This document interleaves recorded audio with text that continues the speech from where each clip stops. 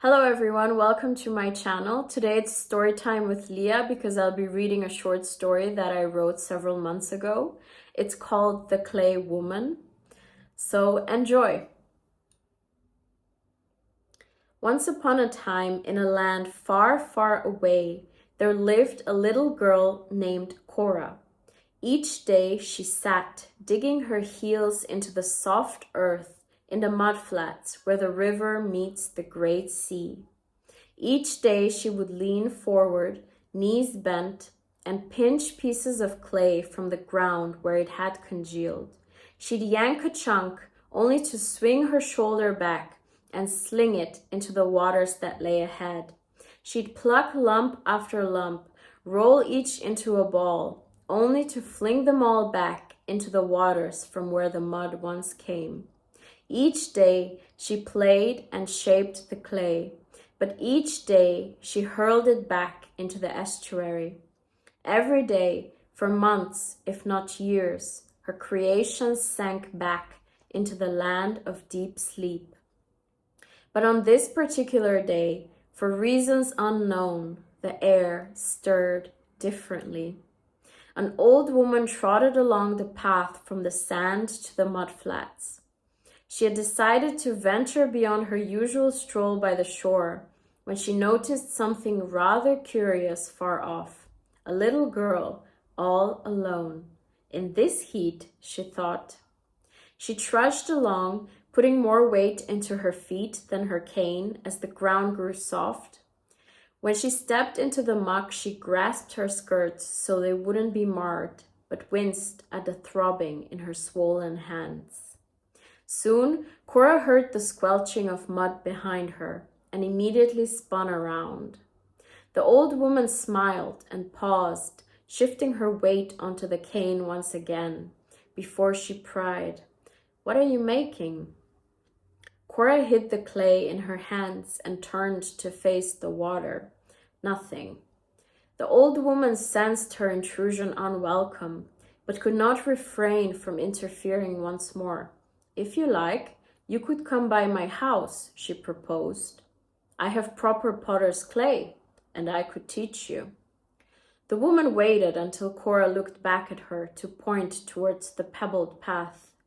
Beyond the strip of sand where the waves hit the shore, a modest cottage faced the ocean. Cora had seen the house before and wondered what it was, but never roamed further than the mudflats. Despite her curiosity, Cora remained silent.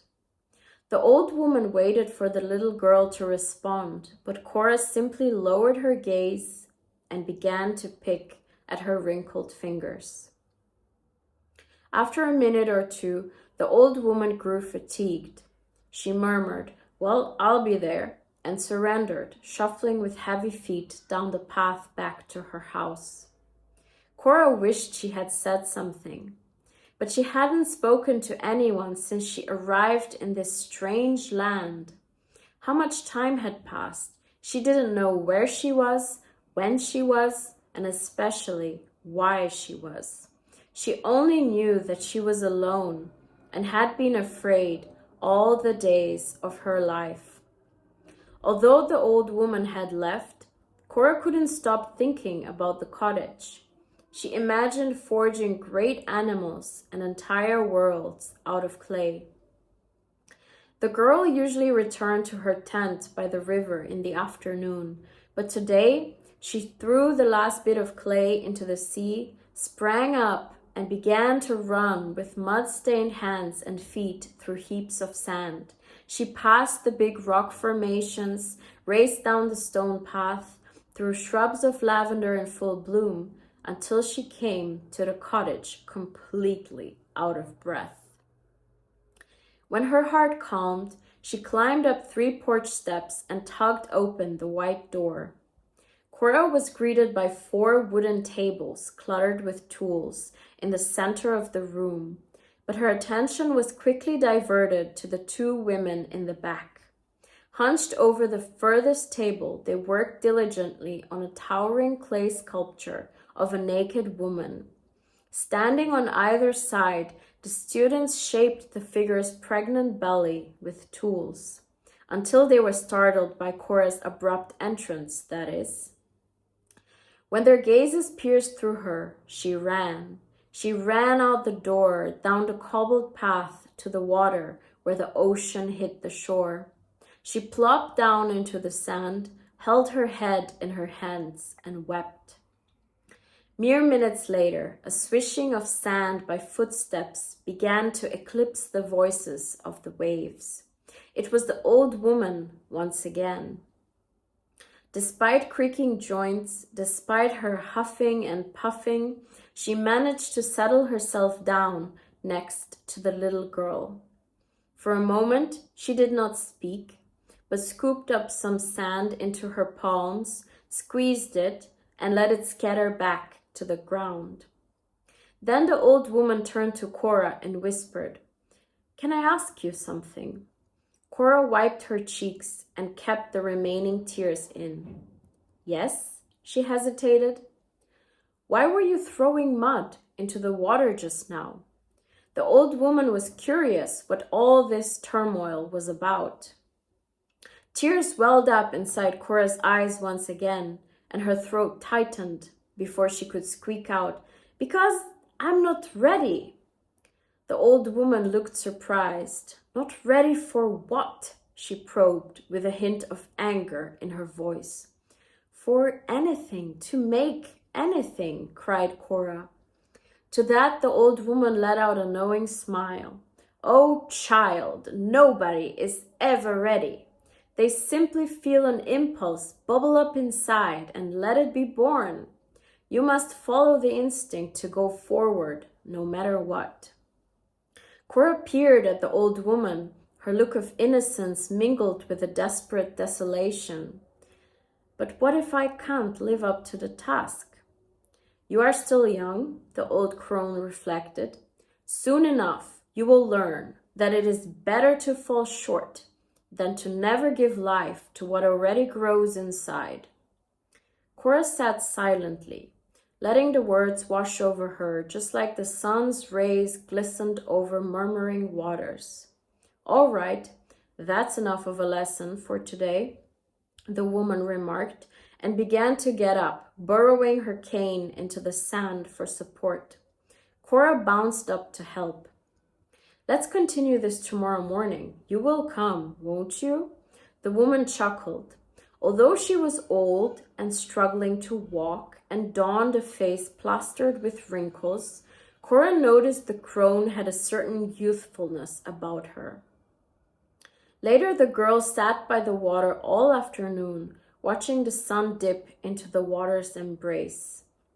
As she thought about what the old woman had said, her frustration grew. What was she talking about? What was this thing that grew inside her? What does it mean to give life to that? She knew it would bother her all night, so she leaped up, washed away the dirt of the day in the sea, and marched down the familiar yet wobbly cobblestone path. The cottage beamed like a lighthouse in the darkening night, so she assumed the old woman was still there. When Cora eased the door open, she eyed a figure asleep on the bed, nestled by the windowsill. She tiptoed towards the bed and whispered, "Madam," afraid to awaken her abruptly. The old woman did not wake. Cora stuck her finger out and poked her in the arm. When the crone did not move, Cora repetitively jabbed her side. Nothing. Cora's hands began trembling. She gripped the old woman's arm and began to shake her. Still nothing.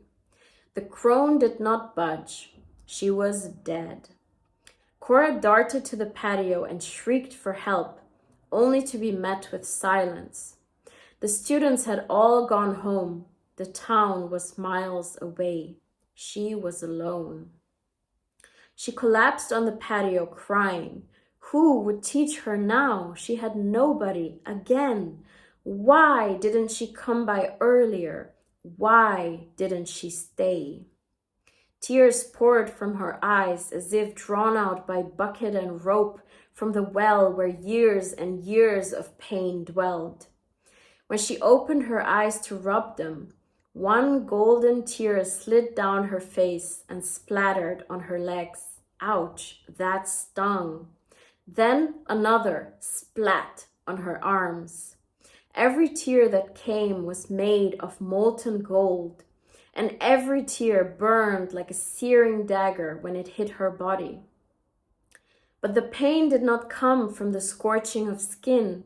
In fact, her skin remained intact. Instead, she was overcome by an internal pulling, the stretching of every organ, the elongating of muscle and bone, the lengthening of flesh, the coalescence of fat around her chest, as her whole body, along with her childish clothes, matured rapidly into a maiden form.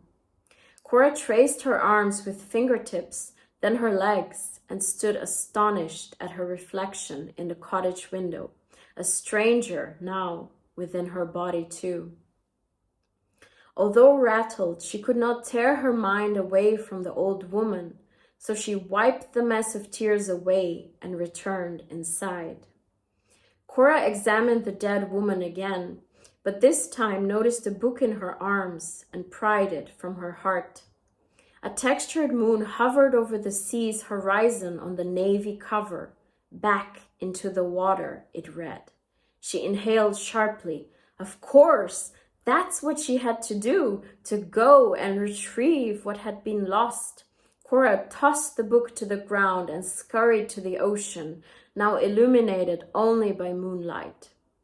This time, there was no hesitancy.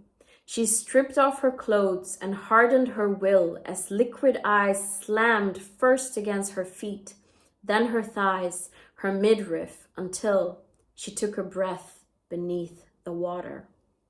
Although the sun had long since set, a light illuminated Cora's way. It came from the depths of the ocean, and she followed it past jellyfish and schools of smaller fish, past corals and tunnels of seaweeds. The light eventually led her to the colossal oyster at the bottom of the great sea. Cora approached the oyster with an outstretched hand, but withdrew at once when she felt in her fingers a slicing pain. Cringing, she clenched them to stop the bleeding, but the blood dissipated into the water nonetheless, flowing towards the shell and coloring it red. Then the oyster shell, like a treasure chest, creaked open. Inside were all the pieces of clay Cora had thrown, shining as pearls. She approached the shell, but upon first contact, jerked her hand away lest it cut her again. This time she was unharmed, and the luminance of the pearls only grew more ethereal. So Cora nabbed one and held it in her hands. The pearl was charged with energy, vibrating, pulling magnetically towards her body. It grew heavier, so she shifted to hold it closer to the skin between her belly and heart. Then, by God, the pearl did the most curious thing. It fused itself with her body and seeped through her skin. Hungrily, she reached out for another. Again, her body consumed it. Each pearl she absorbed until the oyster was emptied, and the light that had once led her to the bottom of the ocean now shone a bright turquoise from her torso. Lit from within, she swam up to the shore as the sun now rose. A crowd of villagers was gathered at the beach. Hushed whispers spread like wildfire in the morning breeze, rustlings of mythical creatures sent to the earth by the gods of the great sea. Cora emerged naked, but rushed to clothe herself. The villagers, however, did not recognize her. She had gone from child to woman overnight. When Cora approached the group, one man spoke. He marveled about the light that had drawn all the village folk out of their dreams. It was so bright that it lit the whole sky in the dead of night. Then he cast a quizzical glance at Cora's torso, which was still radiating a faint blue light, though it had dimmed with the rising of the sun and the addition of clothing. Cora smiled, but when she remembered the old woman, the color drained from her cheeks. Did anyone find the old woman? She fretted. When the villagers exchanged puzzled stares, she gathered they had no clue what had transpired. The old woman who was supposed to teach me to make figures of clay, has died. Come and see, she beckoned. Cora led the villagers down the stone path, a trail she felt she'd walked ages ago for the very first time. The once familiar white door, which she had passed countless times, now appeared ancient, yet strangely new. She took a deep breath to brace herself for the face of death, but was stunned when she crossed the threshold by what lay on the other side. The place had been emptied. No deceased woman lay still by the windowsill. The lavender had been stripped from the windows and the tables cleared of work tools. Stacks of books all gone. Only one thing was left behind. At the center of each wooden table lay a hefty clump of unformed clay. Cora cast a bewildered gaze towards the villagers, fishing for answers. I see no dead old woman, one villager proclaimed. Another, pointing towards the unshaped clay, appealed. Could you teach us? Our porridge bowls shattered just yesterday evening. Cora shook her head and denied. It's not my studio. I'm not sure where she went. Another villager, this time an older woman, discerned. It looks like the job's open, miss. And after pointing to Cora's radiating belly, declared, and you've been chosen to fill it. Cora placed both palms on her stomach and paused. She wandered over to one of the tables, plucked a wad from the giant slab, and began to craft a woman out of clay.